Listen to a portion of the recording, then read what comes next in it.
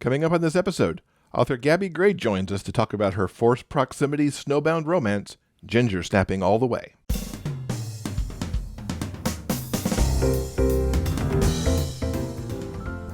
Welcome to episode 356 of the Big Gay Fiction Podcast, the show for avid readers and passionate fans of gay romance fiction. I'm Will, and with me, as always, is my co-host and husband, Jeff. Hello, Rainbow Romance readers. It's great to have you here for another episode of the show. We're going to get right to our wonderful conversation with Gabbi Grey. At the end of last year, Will and I both became fans, as Will read If Only for Today, and I read her holiday/snowbound romance, Ginger Snapping All the Way. I had a great time talking with Gabbi about her books and how she mixes angst, humor, and pets into her stories. Gabbi, welcome to the podcast. It is so wonderful to have you here. Thank you. And while this is airing in early January, we're actually spending some Christmas morning together, which is really a fantastic way to spend the bit of the morning talking about books. I've got my tea latte, and I couldn't think of a better way to spend Christmas morning than with you. Aw. And I'm excited we get to talk about Ginger Snapping All the Way. It was one of my favorite reads from the holiday season. And I think it's great to talk about here in early January, too, because it does have holiday elements. But I think much more it's a snowbound forced proximity story. Tell us about this book for those who have not picked it up yet. Well, my publisher asked us to put together a Christmas cookie book. And so I spent several months thinking of different titles and eventually came up with Ginger Snapping All the Way. And planned to write a nice, light, fluffy book to go along with the title. And then I started writing the book, and I created Maddox, who is a ginger lumberjack Scrooge. And he has emotional wounds. And then I brought Ravi, who's this sunshine pediatric nurse, only he's got emotional wounds. And the further I got into the book, the more I realized that this was not a novella, it was not fluffy. And so I let the book take me where it wanted to go, and it turned into the work of fiction of my first full-length novel. Oh, wow. I knew you'd written several shorts, but I didn't realize that this one was the first full-length novel. That's really cool. What was it like to write over a longer arc? Because this is not also a short novel. It's around, if I remember, it's like 78,000 words or so. Yeah. It gave me a chance to go really deep into the characters, which is where I like to be, where I'm most comfortable. And I like to make my characters suffer. What's the worst thing that can happen to them? Okay, that happens. What's the next worst thing? Well, we'll make that happen too. So, of course, you got to throw in the snowstorm and the broken plane. So Ravi is stranded, and Maddox, who just wants to be left alone, is contacted by his friend who says, hey, can you pick up this guy? He just needs a place to crash for the night, and then they're going to fix his plane. And so Maddox brings Ravi home, and it's just supposed to be for the night. And then, of course, the snow comes, and they can't fix the plane. And then there's a storm, and it just kind of rolls from there. And every time it looks like Ravi's about to leave, something else happens. And as they go forward, they start to sort of unpack why each is the way it is. He is the way he is, and they start asking questions of each other, and they start learning more and more about each other, and then they make the connection of, hey, you're someone that I would like to spend time with. So it's almost bittersweet when the plane is fixed and it's time for Ravi to go. And of course you have that sort of dark moment where you're like, okay, are they going to make it? And of course it's a romance, so they do. But the fun of it is when you can't work out how they're going to fix it. That's always my favorite thing, is when I'm reading, I'm like, oh dear, how are they going to fix that? They have to fix it. There's only 25% of the book left. That's got to get fixed, but how? Well, and I have the grand gesture where, Maddox follows Ravi. And so you're like, okay, well, that's going to be, and then I do the worst thing, which is I split them up. Each has to go away. Each has work to do internally, so that they can be in a place to be in a relationship. And so they do have to part ways for a little while, but I bring them back together and find a way to make it work. Everybody gets their happy ending. It was really one of the things that struck me with this book so much, because I've been avoiding a lot of angst through 20 and 21, and yet the way you presented their wounds and their issues, and kind of almost the slow way you kind of spread that out between their internal monologues as they're kind of working out what they might say to the other person and then what they do say. I never felt like I got a lot of it piled on me all at once, which was helpful, but it was also so beautifully organic how you spread it in the story too. That was a choice. When I was writing as a novella, Maddox's revelation comes fairly early in the story. Once I gave myself permission to write a full-length novel, I held back Ravi. He had an even tougher climb, because he does come across as this really happy guy who's got everything going for him. He's heading home for the birth of his goddaughter. It's all good. He's doing this charity work in the Philippines, and he's got a good life going. And he hasn't even dealt with the pain that drove him to leave Canada in the first place. And here he's coming back, and there's issues, and it's through helping Maddox deal with his issues that Ravi finally realizes. And Maddox says to him, you're not acting like a guy who's all happy to go back. And I can see that there's something inside you, and I think you need to deal with it here before you go back to the people who care about you, because it's going to drag you down. And so that's when Ravi finally makes his revelation. Yeah, it was really interesting that somebody who carries as much as Maddox does could also key into that. And that to me was like one of the biggest clues relatively early on that these two really belong together, because they're good for each other in that way, that they can kind of bring those things up in that way. One of the lines in the book is, it takes one wounded soul to recognize another. It was interesting too, as sunny as Ravi is, like you mentioned, that you didn't make this just a grumpy sunshine book because our two heroes have all of this stuff going on in their past that they really have to work through. Yeah. It seems like an interesting challenge as the author to get to kind of piece all that together and then make it work. I like to bring an element of angst to my book. Even the book previous to that, which was a sweet romance, I brought elements of angst into that as well, because it just is how I write. These guys, they have emotional wounds, and it's really tough to pack that into a novella. So it was really nice to unpack it in a full-length novel. And my hope is going forward to write more full-length novels. How did you approach really restructuring the book? Did you essentially go back and start over and replot your arc, or are you more of a pantser anyway, so it was just a matter of like piecing it together as you went? I'm a pantser, and I was coming to the end of the word limit for the novella and just realized that there was no way I could fit in. They were still in the cabin. There was no way that I could get them out of the cabin and to Calgary for the birth of the goddaughter, and then the final result, it just wasn't going to work. And fortunately, I hadn't written myself into a box, so I was able to kind of traverse that, easing into the, okay, I can take more time. I can add another couple scenes. I can find ways to bring them closer, but not feel like it.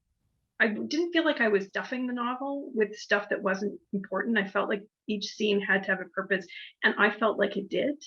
I would agree with that. There was nothing there that it's like, okay, why are we doing this? And that's always kind of a bit of a thing with forced proximity too, because I'm always impressed how, especially when you take it over the course of several days instead of maybe a single day kind of stuck in the cabin, how you find things to do. So it's not like we're just not sitting on the couch and talking, or we're not just having some more sex in the bedroom or wherever else in the cabin we might be. There are things to do that then organically bring out the conversation. Well, there's baking, of course. Gingerbread. Love the baking. And Ravi's Indian, so he makes curry chicken. And then there's Sophia, because I just needed. I love the dog. Early on, I realized that Maddox was really coming across as just a massive grump, and I needed to soften him. And I realized that he had a little white dog named Princess Sofia. And it just softens him in a way that worked for the story. Yes, he's alone, but he has this dog, and she's often the reason that he keeps going. I mean, he loves his nieces and his nephew, he loves his sister, But when it comes right down to it, he understands that he's responsible for this dog and he has to take care of himself because he has to be there to take care of her. And that some days is his reason to keep going, is this little dog. Who's got such a personality. It's really like a third character. You know, there's Maddox and there's Ravi, and then there's Sofia, who demands the attention or who gets fussy when she can't have it. Who may or may not resemble my pooch. There's one anecdote right in the beginning that I just had to tell. And it happened to me one day. I drove home. The dog had been with me when I was in the store, and I came home and I opened the back seat and the dog was not in the back seat. Oh, So no. to say that I lost my mind was an understatement. We lived in the middle of nowhere. I was walking the back roads for about an hour and a half because, I mean, she had to be somewhere, right? And I was afraid that she was dead or hurt. And this woman pulled up and said, "Are you looking for a little white dog?" "Yes, ma'am." So she drove me to where my dog was. She was at the back of someone's property, just sitting there, happy as anything. And I'm all distressed and crying. And she's like, "You know what? I'm just going to stay down here with you because I don't really recognize this stressed out person that you are." My sister pulled up in her car, went, "Treats!" And my dog comes running. And I scoop her up and I'm crying. And she's like, "What is going on?" Like, she totally didn't get it. I've asked repeatedly. She's never told me if she jumped or if she slid. But she left the car. And the kicker was I had bought a tethering system when I bought the car, and it had been sitting in my trunk for a year. We installed it that day, and she's tethered all the time. She's not allowed in the car without being tethered, because she also, on day 2, figured out how to lower the window herself. Of course. Which I think, if I remember right, I think Sofia does that too. Oh, yes. And she likes to stick her head out in the wind and the snow, so her nuzzle gets all wet. And then she likes to nuzzle my ear or Maddox's ear, or, yeah. I had fun writing Sofia. I love that you just pulled right out of your own dog's life right there. Well, and even naming the dog, I posted on Facebook and said, "I have this really grumpy guy and he's got this little white dog. Give me names." So a whole bunch of people gave me names, and I used random number generator and it picked Princess Sofia. Apparently it's from a movie. I didn't know this. So that, and some of my other characters have dogs and cats, and I've done that. I find it's a good way to get engaged, and people come up with stuff I'd never think of. Princess Sofia, name-wise, fit the dog to a T. I don't know if you wrote the dog to the name or if the name just happened to fit the dog that you wrote, but it was perfect. It's kind of a combination of both. Like I said, there's a lot of my own dog in Princess Sofia. And I've tried to train the attitude out of her, but she still gives me that look. And I'm like, yes, I'm wrapped around your paw. I know who's really in charge. What was your inspiration for Maddox and Ravi? Where did these characters come from as you were putting this together? I may or may not resemble Maddox in a lot of ways. I won't go into details, but Christmas is not the best time of year for me. So picking a guy who didn't love Christmas was actually pretty easy. It just kind of flowed. And Ravi was a bit tougher. I didn't know at first how he was going to fit into Maddox's world. And I've heard these stories of these doctors and nurses where they go into countries and volunteer. And the Philippines didn't need something like that, but they do have other charitable works who do specialized surgeries. And so that just kind of fit. That would be something that Ravi would do. And so he's volunteering and he's contributing to get away from the pain of Canada and what he went through here. And that just kind of organically grew from there. I love the organicness of both of those, even as you kind of grew Maddox out of your own feelings and the way that Christmas is for you. I have to say, one of the things that just threw me back to my own childhood in the book is after Maddox picks Ravi up, they go to A&W, which I'm just like, oh my gosh, A&W. We had A&Ws in Michigan when I was growing up in the 70s. And I've only been, since I left Michigan in 78, I've only seen one other A&W that was here in California. But this place, they got the burgers and the onion rings. Like, yes, that A&W. And the root beer. Don't forget the root beer. And the root beer, of course, because you can't go to A&W without the root beer. And I could just imagine it, the smell of it filling the cab.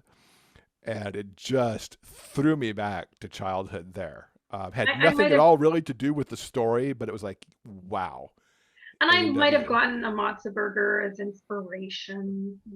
There's one just down the street from me, and I love A&W. Oh, nice. I need to come to Canada. I didn't know there were A&Ws in Canada still. Oh, yeah. Come visit me. There's one literally across the street from me up here in Abbotsford. Well, there you go. That may have to be a later 2022 thing. A trip to see Gabbi and go get some A&W. Within Ginger Snapping, what was your favorite scene to write? The epilogue. The first scene of the book is in Maddox's point of view, and you get him driving to the airport, and you get that sense that he's just grumpy. Other drivers are crazy. It's a snowstorm. He doesn't want to be doing this, but he owes his friend a favor, and he will always owe her. So she asks for this, and he does it, right?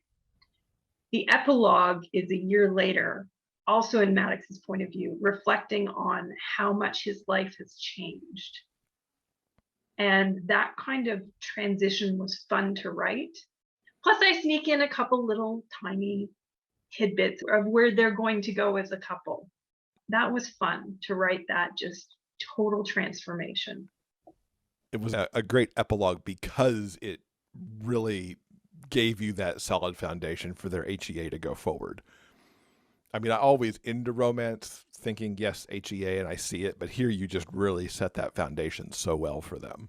And with that, I kind of have to ask, is there any plans that somewhere down the line we see other people in the same universe, that maybe we get to revisit Maddox and Ravi at some point? Or Well, since you asked, I had the opportunity in November to join an anthology called Secret Santa, a romance collection. It's mostly MF romances, but there are 2 MM romances. Mine is one of them. And I had to write something really quickly, and it was a novella. And I had a week to put together this story to make it into the anthology. It's a charity anthology. I'm super excited about it. And so my mind went, okay, where can we go? And I thought about Maddox's ex. Stanley is an asshat. There's just no way around it. That's putting it nicely, actually. Well, he left Maddox while Maddox was still in the hospital after his injury. He might have been, buying other guys. Just a jerk. And Maddox is sort of a bit more mellow about it. His sister Hillary hates Stan. Their friend Meg hates Stan. And I thought, what if Stan has a story? What if there's a reason why he was that way? And what if he could be redeemed? And within half a day, his story coalesced in my mind. And I knew the first scene had to be Meg, Maddox's best friend, confronting him and saying, hey, you know what? And he's like, okay, I deserve it. I'm a jerk. Cut me some slack. And then I was talking to a friend about different ideas, and we were like, well, who's the other guy gonna be? Like, where's this gonna come from? It's a Christmas story. And she was like, a dog. Let's have a lost dog. And I was like, great, except Sophia stole the show in Ginger. And this next story is coming in a month after Ginger. Story-wise, it's a couple of years, but just normal time-wise, it's a month. So I didn't want to go there. And I was like, what about a lost kid? Oh, a lost kid at Christmas. Okay, how does a kid get lost? And outgrew the story, and I was able to pull in another character from another series, counselor. And the next thing I knew, Stanley's Christmas Redemption was written. And it's been published, and I'm super happy about it. So happy with the book that when I get the story back, I plan to expand it into a full-length novel. And yes, Ravi and Maddox and their happily ever after definitely make an appearance in this story. Maddox is very forgiving, and he and Stanley are going to sort of have it out once and for all and come to an understanding. the hope is to release it for Christmas in July. So Nice. That's the plan. Fantastic. So you write as both Gabbi Grey for MM and Gabbi Black for some MF. You've been in it for a couple of years now, but what got you started writing? Well, I actually am planning to launch my third and final pen name in the summer, Gabbi Powell. Got to be consistent. I started writing 10 years ago. I should go back. I started writing at the end of university, but I finished my first MF novel in 2012 and sent it off to a publisher, had a nibble. It went really well. And they say that while you're waiting, you write the next book. And I wrote the next book and the next book and the next book. And they kept me waiting for 2.5 years before they finally rejected the first one. And by then I had 18 more. Now, they're unedited and they need a lot of work, but it's a series I'm really happy with. So it's a different couple in each book set in Mission City. So you will recognize that Ravi and Maddox are in Mission City. Some of the characters from that book, including Maddox's therapist and his physiotherapist, are characters that appear in this other series. So there's going to be an arc through all of them, that if people choose to cross over between the pen names, they'll find it. If they stick to one pen name, though, they'll have those satisfying relationships. And all of my books are standalones. So you don't have to have read the others, but if you do, you get those little tiny nuggets. I like that you've created a universe, and a universe that bridges between the pen names. Well, and even that therapist also appears in the Gabbi Black series. And some of the Gabbi Black's world takes place in Vancouver. Some of those characters move out to Mission City. So they appear in later books as well. I don't know how to write a character and then let go of it. Like, even I was writing for my publisher, they did a series set in Vermont, and I wrote the first story and I was really happy with it. They allowed me to write a second story. I was right in there because I wanted to bring back those characters from the first story and just revisit them one more time. And I even find it hard to let go of those guys. But I have them on audio, so at least I can listen to them from time to time and re-immerse myself in those stories. I've lucked out. I've had 2 amazing narrators. So far, all of my books I've been able to put out on audio. And that just was a tremendous project to work on this year, was getting that done. Yeah, I love the ginger snapping audio. It captured everything so well. Yeah, Michael Dean was amazing. Yeah, Michael Dean is always a great narrator, and he just brought Ravi and Maddox to life so well. Yeah. Going back, kind of what gave you the writing bug? In university, my final semester, I took a creative writing course, and I planned to write Canadian literary short stories. That was my thing. And my instructor said, no, you have to write a book. And I went, what do I write a book about? I had just read a few Harlequins.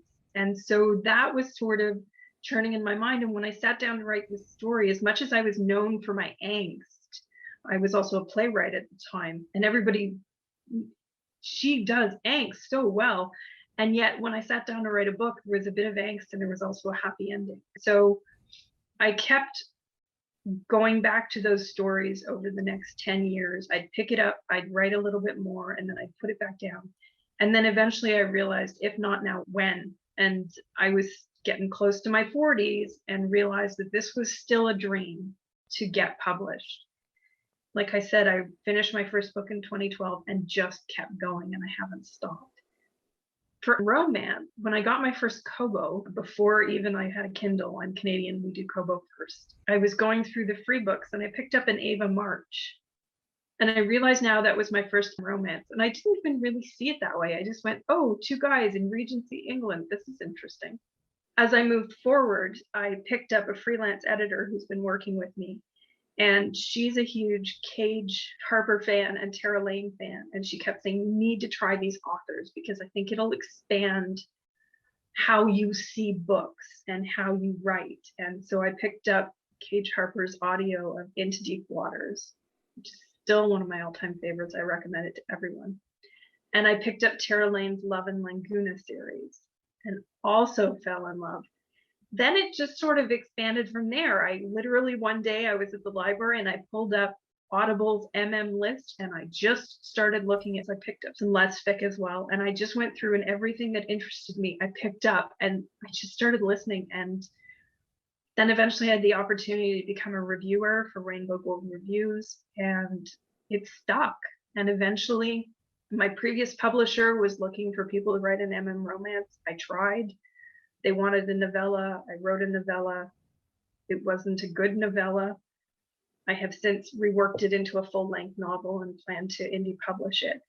This new publisher that I was with, they were looking for a story set in Vermont, and I just realized that I wanted to write a gay romance for this series. And it's a 28-book series, and 2 of them are mine, and they're the 2 gay romances. And there's been some crossover, pulling in some readers who wouldn't necessarily have known to go there, who have tried these books and have liked them and have enjoyed them. That's a wonderful story. And I like how it kind of just, it sounds like you started romance because you'd been reading the Harlequins, and then you meshed your angst and your romance side together there, and this off you went. I read so much romance. I hardly read any unhappy ending books. I can't take them. Yeah, right there with you. Give me the HEA every single time, and I'm a happy person. I know at least part of the answer to this question just from our conversation. In terms of trademarks of Gabbi Grey stories, obviously angst and wounds are in there somewhere. What else kind of go into the mix for you on a consistent basis?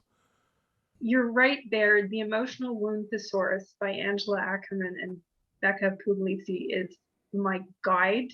It is my Bible. It's on my shelf. From there, I try to inject a bit of humor. So you get the angst, and I've started to sort of put a trigger warning about the angst so that people aren't too taken aback. Ginger has probably the most angst that I've ever done in a book. I try to bring some humor. I mean, I'm not as quirky or sarcastic as some other authors do that really well. That snark, that's their trademark. I don't have that. But I try to inject some humor. There's often a pet or 2. Even Stanley's story has the therapy dog that the counselor uses. That's interesting that you said this is the heaviest of the angst because, you know, as I mentioned, I've been like angst averse lately. And somehow the way you put out all that angst, like I said, it didn't bury me in the angst. So that balancing of the humor and the lighter aspects, I think it's a little bit of an art form to be able to kind of, you know, be able to balance those in a way that don't kind of bury you on one side or the other. So you mentioned that you review, you read a lot. What's some books you would recommend to our listeners that they should pick up if they haven't already? Well, it's Christmas, so I need to mention a couple of Christmas books. I read Lita Blake's Mr. Jingle Bells. And again, a nice, light, fluffy title for a book that had a fair amount of angst in it. Really well done. It's very long, but it was well worth it. I listened to the audio and was just immersed in it. I also picked up Christine Lee's Beautiful Dreamer. So it's a couple years old, but it had a ballet dancer in it. We just loved that. Cage Harper is releasing her Life Lessons series on audio. And I was thrilled to pick up the first one. And now I'm like chomping at the bit for the next one. And then my other real favorite these days is Nikki James.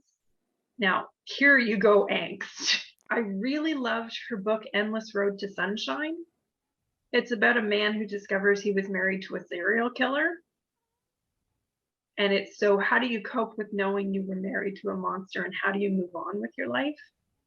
So there was an appropriate amount of angst, and her Phobia series is just amazing. Yeah, I've heard a couple of recommendations on the Phobia series, and one day I might be able to take those on. I think that might be a little much for me.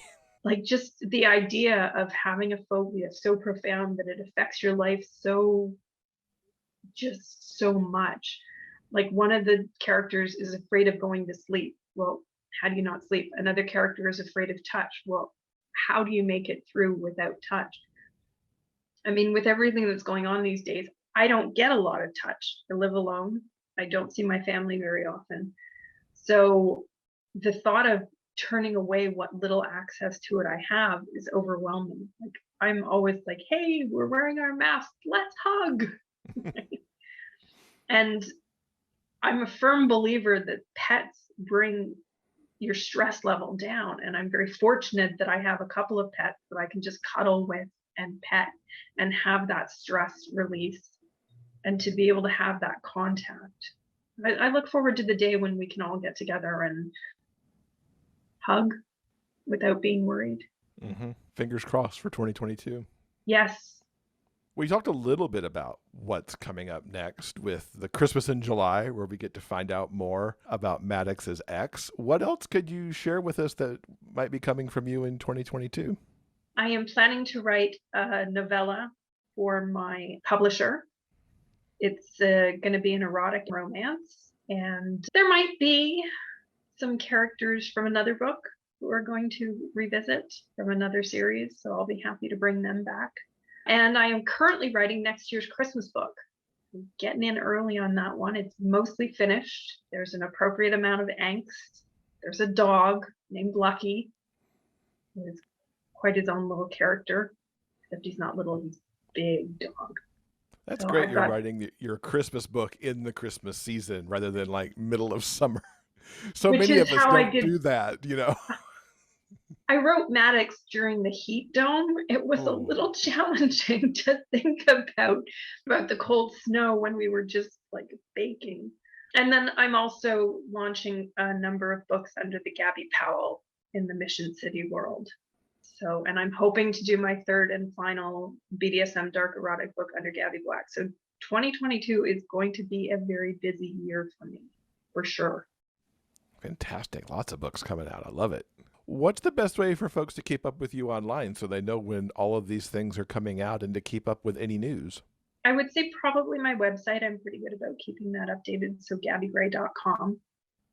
There's also a link through to Gabbi Black, and there will be a link through to Gabbi Powell. You can sign up for my newsletter when you're on the website, and I do my best to send those out. Probably not as frequently as I should. I'm also on Facebook as those three pen names, and on Instagram as author Gabbi Grey. And I try to post pictures of my dog. I have a beautiful one of her on Santa's lap with this big grin on her face. You'd think she was happy to be there. It was awesome. I'm super happy about that. Fantastic. We will put all of those in our show notes page, along with all the books that we talked about. Some great recommendations for folks here, and they should, of course, pick up Ginger Snapping if they haven't read that yet. There's still plenty of wintertime left. One of my books, Solstice Surprise, is free on all platforms. So if you want to try me out, you're not sure that you want to dive into, something right away. It is the second part of a series, but it's a standalone. It's a Christmas book, and it's free. So you're welcome to pick that up. Awesome. We'll put that in the show notes too. Gabbi, thank you so much for talking to us about ginger snapping and, of course, spending a little bit of your Christmas day with us. Like I said, I can't think of a better way to spend it. Thank you so much, Jeff. This episode's transcript has been brought to you by our community on Patreon. If you'd like to read the conversation for yourself, simply head on over to the show notes page for this episode at biggayfictionpodcast.com. And don't forget, the show notes page also has links to everything that we've talked about in this episode. Thanks again to Gabbi for talking with us about books and sharing what's coming up for her 3 pen names this year. I'm definitely looking forward to more with the characters she introduced in Ginger Snapping, as well as checking out more of her broader universe of characters. All right, I think that'll do it for now. Coming up on Monday in episode 357, New York Times bestselling author Lauren Blakely is going to be joining us to talk about her latest, The Best Men. If you caught my review back in episode 355, you already know that I love The Best Men, which Lauren co-wrote with Serena Bowen. I had a great time talking with Lauren about this book, as well as her 100-plus book career. On behalf of Jeff and myself, we want to thank you so much for listening, and we hope that you'll join us again soon for more discussions about the kind of stories that we all love, the big gay fiction kind. Until then, keep turning those pages and keep reading. Big Gay Fiction Podcast is part of the Frolic Podcast Network. Find more shows you'll love at frolic.media/podcasts. Production assistance by Tyson Greenan. Original theme music by Daryl Banner.